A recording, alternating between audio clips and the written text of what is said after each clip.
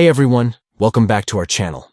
In today's video, I'm going to show you how to change the group wallpaper on WhatsApp Web on your PC with the new update. So let's get started. First, make sure you have opened your WhatsApp Web account on your computer. Once you're logged in, look for the gear icon in the top right corner and click on it to open the settings menu. Next, click on Chats from the list of options, and then select Wallpaper from the drop-down menu. This will take you to the wallpaper settings for both your individual chats and group chats. Now, you can choose the wallpaper you want for your group chat.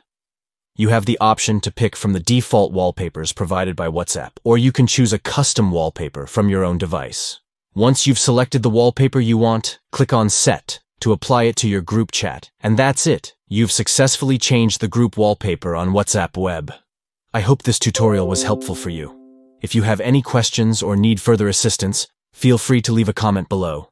Don't forget to like and subscribe to our channel for more tech tutorials and tips. Thanks for watching.